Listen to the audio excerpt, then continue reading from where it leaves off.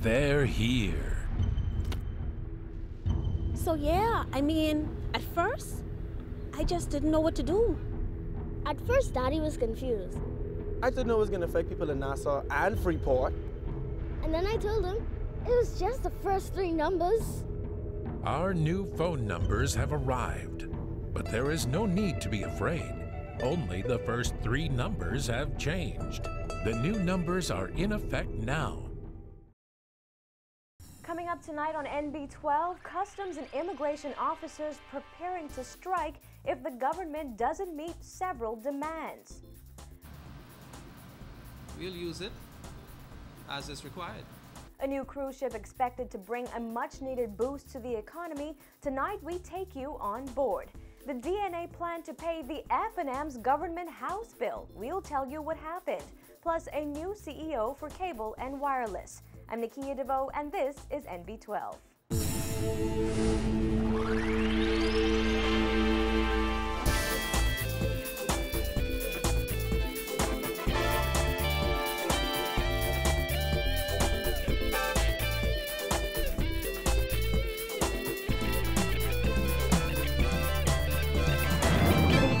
Thanks for joining us here at Cable 12 Studios. Here are the stories coming out of the NB12 newsroom this evening. The government has 16 days to meet 3 demands of the Bahamas Customs, Immigration and Allied Workers Union, or the union will take steps towards a major strike. That means hundreds of customs and immigration officers, as well as clerical staff, will withdraw their labor, potentially shutting down operations at ports around the country. Union President Sloan Smith says it isn't a threat, but rather the order of business.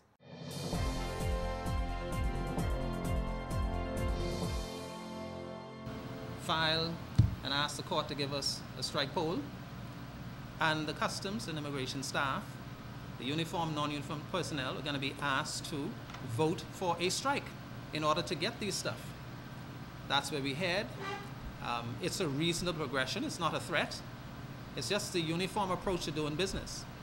The BCIAWU today filed a trade dispute against the government. Topping the list of items on that dispute, medical insurance for clerical staff. The union is demanding that the government provide medical coverage for non-uniformed staff members. Smith says that's about 115 immigration workers and about 300 customs workers without medical insurance. They seem somewhat reluctant to acknowledge the clerical, non-uniformed staff in customs and immigration and afford them what the law allows them to have, which is the medical coverage. That is critical to them. They and their family have a right to it, and we're insisting that the government look at this and resolve it as quickly as possible. A matter of 3.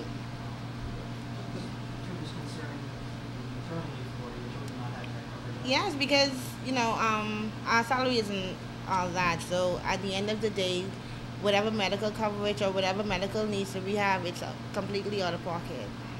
The next area of concern is non-payment of cost. The union is seeking payment coverage of all basic amenities for all officers who are transferred to other islands. Smith said that officers have to foot the bill for all relocation costs, including rent, light, water, gas, and other utilities. He says he's not aware of any other public agencies that are required to do the same. The union is requesting coverage dating back 6 years. If our police colleagues go, they cover everything. Whatever agency you look at, they cover them. So why would you ask me, a person paying rent, or rather mortgage here, you want to transfer me? Remember now, in my premises, I'm paying all of those utilities. But you want me to perform. We have no difficulty if you want me to perform somewhere else. But it cannot be that I'm paying all of that here and there as well. And here's what else the Customs and Immigration Union is demanding: transport allowance. According to the terms and conditions in the union's General Order, Section 1434, provisions are made for transport allowance if the officer is required to travel further than their normal place of work. We are asking the government to meet it, and to meet it forthwith. It is not unreasonable. In fact, everybody else has it, and the rules and regulations governing us says you should give it to us. Several hundred customs and immigration workers went on strike in April of last year after failed efforts to negotiate a new industrial agreement with the government. Smith says if the government chooses not to comply with their latest requests within 2 weeks, the union will plan another strike. Once we do that, we pretty much believe the government, once they hold the strike poll, will in fact have to give us a strike certificate. And we're responsible. We'll use it as is required. Well, when we spoke to State Minister of Finance Michael Halkitis this afternoon, he said the government had yet to receive word of the trade dispute. He told NB12 that the Ministry of Finance will take a look at it and see exactly what the union's demands are. When asked if the government is even in a position to grant the Customs and Immigration Union's request, Halkitis replied, "We will have to analyze the financial impact of this." He also added that Minister responsible for the public service, Shane Gibson, is leading negotiations with the union on a new industrial agreement. With a capacity of just under 4,000, one of the newest ships in the port of Nassau is expected to bring quite a boost to the local economy. Christina McNeil was there as the Ministry of Tourism welcomed the ship's captain and crew to our shores. Here's her report. The Norwegian Breakaway sailing into the port of Nassau this morning, expected to bring an additional 200,000 cruise passengers to the Bahamas per year. And Tourism Minister Obi Wilshcombe says the government is prepared to do whatever is necessary to upgrade port facilities to meet the demands of those passengers. The Bahamas' relationship with Norwegian cruise lines dates back to the 1960s, according to Wilshcombe, who was the keynote speaker at the Breakaway's inaugural voyage to the Bahamas. The ship, which has its home port in New York City, will bring thousands of visitors to our shores during the winter months.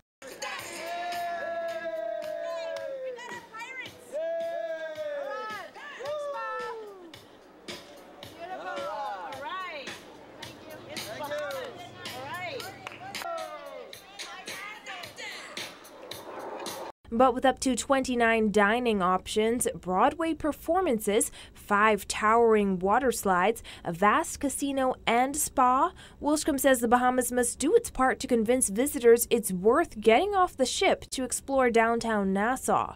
This comes as tourism officials revealed that only 20% of cruise passengers coming to the Bahamas leave the ship. That, Wilshcombe says, is disappointing. As you look at these vessels, you see that all of them are getting bigger and bigger and bigger, and they carry more and more people. For the Bahamas, though, the people coming to the country is one thing. Great Stirrup Key has 50 Bahamians working there now. A lot of the visitors come off the vessel there, but when it comes to the capital, the port of Nassau, we've got to get more of our visitors off the vessel. Because if you look at the spend, that's where my difficulty is. If you have millions of visitors and they're spending average $60, $70, $80, that's not enough. We have large numbers of cruise passengers, but not enough. Not enough. In fact, if you talk to festival places, they'll tell you they're doing pretty good. But is that, are we seeing that on Bay Street? Are we seeing that in other places? The answer, in my view, is no. What we have to do is ensure that we create more activity. Wilshcombe says there is a demand on Bahamians to create more for visitors to see, taste, and experience. Next month, cruise industry leaders will meet with tourism officials here in the Bahamas in a meeting that may also provide new business opportunities for Bahamians. All these crews that are here, the crews that come on these vessels, their numbers are growing as well. But we forget that the crews are human beings who are working. So when they come in port, they got to go to barbershops. They got to go have their clothes cleaned. They have to do all this stuff. And so we're trying to bring another component to our commercialization of this cruise visitors to the Bahamas, because if we can do that effectively, then there's more money spent in the economy. We're benefiting more. And we're inviting Bahamians who have ideas, who have projects that they want to sell, to bring them to our meeting, because the cruise lines, we're hoping that they will get new tours, they'll get new businesses, they'll be able to think about some of the artifacts and other souvenir items that can be sold on the vessel. So If the destination doesn't keep up with the demands of its visitors, Wilshcombe says tourists can become disinterested and opt to stay on board a ship when in port. As a start, he says the Ministry of Tourism is seeking to begin work on Junkanoo Beach to provide a host of activities and experiences for visitors. Meanwhile, Norwegian Cruise Lines is expected to introduce another vessel with the Bahamas on its itinerary in February, which will bring thousands of visitors year-round. Reporting for NB12, I'm Christina McNeil. Now on to news from the courts. There has been another delay in the sentencing for convicted cop killer Stephen Dye Stubbs. The matter has been put off once again, but not before Justice Roy Jones delivered his ruling on whether the death penalty would be considered. Paige McCartney has more. Justice Roy Jones says even though he's found that the prosecution wasn't compliant, he will allow the death penalty to remain on the table. Yesterday, the attorneys that represent Stubbs and the two men convicted with him, Andrew Davis and Clinton Evans, argued that prosecution's failure to follow standard procedure to state that it would seek the death penalty at the time of conviction meant that it should not be considered. Muriel Ducille, who represents Stubbs, Ian Cargill, who represents Davis, and Ramona Farquharson, who represents Evans, referred to a 2006 practice direction issued by former Chief Justice Sir Burton Hall following the Privy Council decision that made the death penalty discretionary and requires the Crown to give oral notice of its intention to seek the death penalty and written notice within 14 days of conviction. Today, Justice Jones ruled that even though prosecution did not comply with that practice, he will allow the death penalty to remain on the table. However, he said he will take into consideration prosecution's failure to comply when making his decision on sentencing. The trio was convicted on July 25th of the 1999 murder of Constable Jimmy Ambrose after a retrial. In 2011, Parliament passed laws that made the murder of a disciplined force a death-eligible offense. Director of Public Prosecutions Vinette Graham-Allen said, "In and of itself, the murder of a policeman by law is considered the worst of the worst and the rarest of the rare." The sentencing hearing was supposed to continue following the judge's ruling. However, all of the attorneys had not submitted their documents for review. While Farquharson presented the court with her entire bundle yesterday and Ducille completed his bundle by submitting his talking points today, Cargill said he would not be able to present his documents to the court until Monday. Justice Jones said since the court is following practice direction in the matter regarding prosecution, it must do so regarding moving forward with all documents submitted. The sentencing has been put off now to Tuesday, October 22nd at 11 a.m. Reporting for NB12, I'm Paige McCartney. A 24-year-old man experienced a gamut of emotions as he told a 9-member jury how his art teacher allegedly raped him repeatedly throughout high school. The man openly wept on the stand as he recalled what he allegedly endured at the hands of former 8 Mile Rock High School teacher Andre Babal, who he alleged performed oral sex on him and sodomized him in a classroom when he was just 12 years old. He later showed aggression when he cursed the defendant's lawyer, Ramona Farquharson, told her she couldn't possibly have children, and said he wanted the defendant dead. Rocking from side to side, his voice barely a whisper, the man said Babal had sex with him on countless occasions, sometimes at his home or in secluded bushes in Grand Bahama. After each sexual encounter, Babal allegedly gave him money, the court heard. The man, who is now a father of 2, said he threatened to tell at the time, but Babal said that he would expose the incidents himself. However, the alleged abuse was not exposed until 2009 after the man had completed school.